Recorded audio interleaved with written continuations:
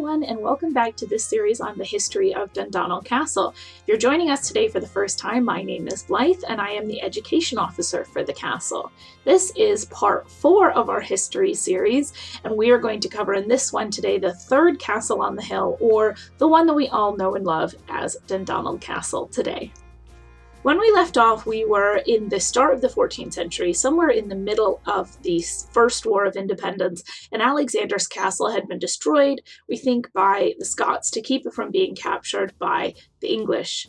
Today we're going to talk about the end of the First War of Independence and the entirety of the Second War of Independence, and also the line of the Scottish crown and how exactly it passed into Stuart hands, because our castle that is up there today was built somewhere around 1371 by Robert II, the first of the Stuart monarchs. Last week we talked a little bit about the First Scottish War of Independence. Remember, this all started when Alexander III passes away. He leaves the throne to his granddaughter, Margaret, the Maid of Norway, but a couple years later she also passes away, and this leaves Scotland without a monarch. So several claimants to the throne come forward, but they're unable to choose between them. So they actually ask Edward I of England to step in. He chooses John Balliol because he thinks that Balliol will give him, Edward, essentially what he wants for England. But of course we know this didn't really work out, and only a few years later, after Balliol takes the throne, he had given a lot to England, so the Scots weren't happy, and so they went and made an alliance with France, and of course that made Edward I very angry, so he invades Scotland and John Balliol ends up giving up the throne. Edward I dies in 1307, actually en route to Scotland, and he leaves the throne to his largely incapable son, Edward II. And Edward II reigns for about 20 years, but in 1326, going into 1327, Edward II is deposed, actually by his wife Isabella and her lover, Roger Mortimer. In 1327, Edward II is allegedly murdered, and the throne technically goes to Edward II's son, Edward III, but of course Isabella and Roger are actually ruling over England because Edward III was still a child at that time.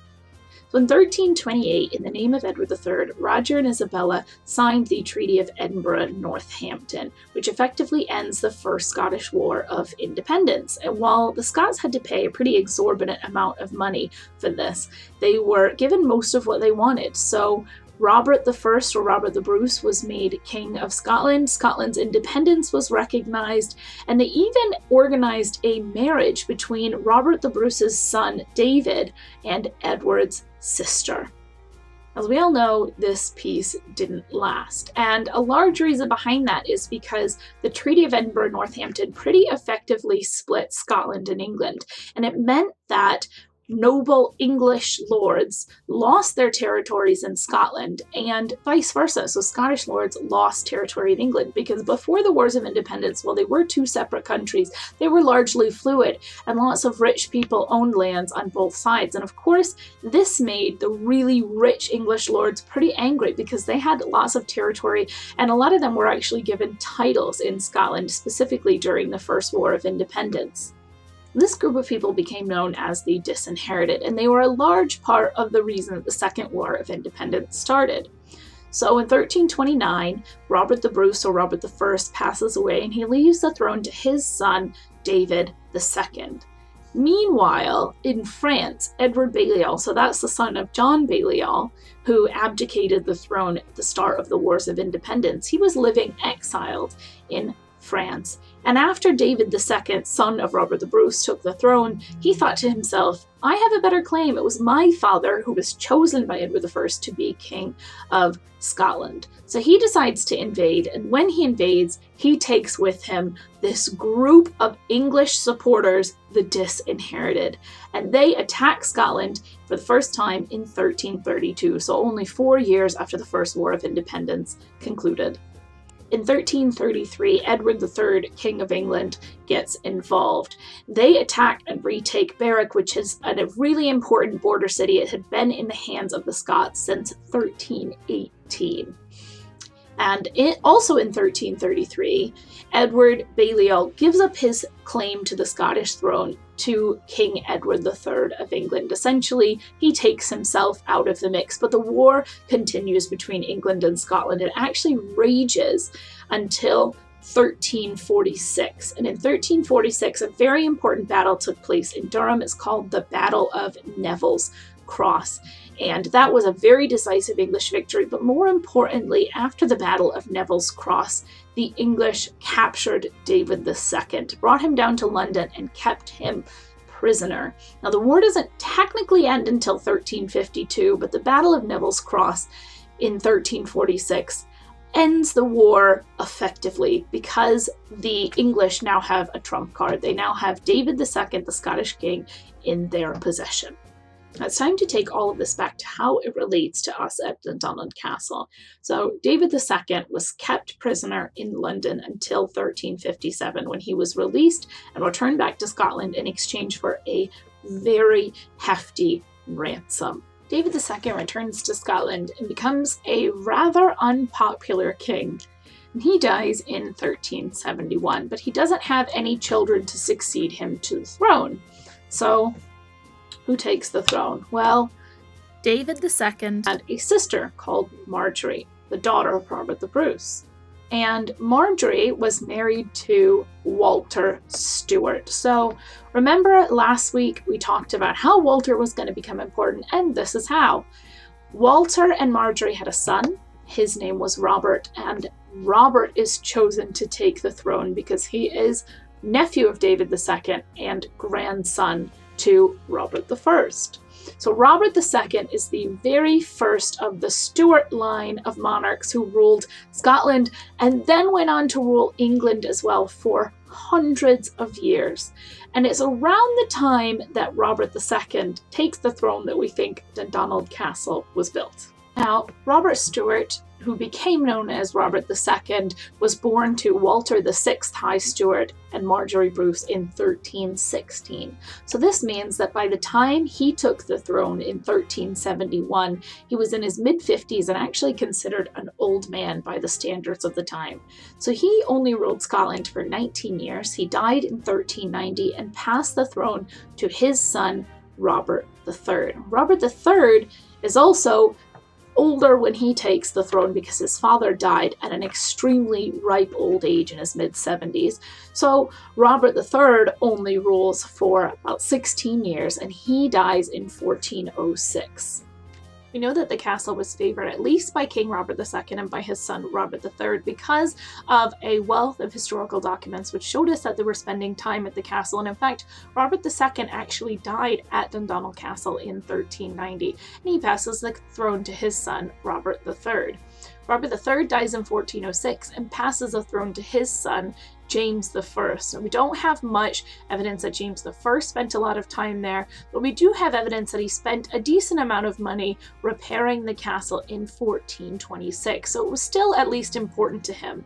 But he dies in 1437, passes the throne to his son James II, who rules until 1460. He passes the throne to his son James III, who dies in 1488. And then the throne goes to his son, James IV, who rules from 1488 to 1513. By the time that initial James I was spending money on the castle, we believe it was already let out, because when he spent money on the castle, it was through Gilbert Kennedy, the first Lord Kennedy, who was leasing the castle. And we don't know exactly when that started, but we do know that the Kennedys leased the castle at least until the 1520s, when it was leased to the Wallaces of Craigie. The Wallaces of Craigie seem to have held the castle for over a century, despite the fact that in 1536, King James V granted the castle to Robert Boyd of Kilmarnock. The Boyds were unable to take the castle from the Wallaces and eventually gave up their claim. Now, we're not entirely sure what that looked like, but probably some small siege or skirmish attempting to take the castle from the Wallaces. Now, just a side note, the Boyds were of Kilmarnock and likely owned Dean Castle at the time. If you haven't been there, that's still standing in fairly good shape in Dean Castle Country Park in Kilmarnock. In the 1580s, the Wallaces moved to their newly built castle at Auckins, which is less than a kilometre away from the current Dundonald Castle, and you can actually walk to the ruins of Auckins, although you can't get inside, on a path that's behind the current visitor centre. Now, to build Auckins, the Wallaces used lots of the stone from Dundonald Castle, including the beautiful vaulted ceiling on the top level, which means that after they left in the 1580s, the castle was likely uninhabitable. And as far as we know, it was never technically inhabited again, although the trials of two accused witches in Dundonald state that they were kept in Dundonald Castle as prisoners in 1602 and then in 1604, meaning the castle was likely used as a prison for some time after the Wallaces moved out. At this point, the building would still have been largely intact, save from the stone that the Wallaces used to build Auchin's house, meaning that there were probably several rooms that could have been used to house prisoners, although of course our best guess is what we now call the prison, the pit prison and the dungeon. Come 1632, the Wallaces were still living in Old Auchin's and they still owned the castle, but they'd fallen into considerable debt, and so they sold just the castle to James Matheson. And then in 1638, the castle and Old Auchin's were both sold to William Cochrane. The Cochranes actually held onto the empty castle until 1953, when Thomas Cochrane, the 13th Earl of Dundonald, presented the castle to the state and the preservation work on the castle began. As many of you will know, large-scale excavations took place on the castle grounds in 1986 and through 1993, before the building was officially prepared for visitors, and the current visitor centre was opened in 1998. Today, the material of the castle remains in the care of Historic Environment Scotland, while the charity Friends of Dundonald Castle manage and run the visitor centre. We continue to have annual excavations. Sadly, last week would have been our first small-scale dig this year. And these excavations are all open to the community, so if you're interested in learning more about Dundonald Castle or just wanted to get your hands dirty and get some experience with all aspects of archaeological investigations, keep an eye on our website and Facebook page for news about our next dig. Thanks so much everyone for watching. This is the end of part 4 of our history series. Next week we'll be bringing you part 5, and we'll be talking about Old Auchin's or Auchin's Castle. As always, if you enjoyed this video, please consider going to Dundonald Castle's Facebook page or our website and making a small donation, just the price of a cup of coffee, £3.50, to our education team, and this will help us to keep bringing these videos to you while we're not on site. Thanks so much.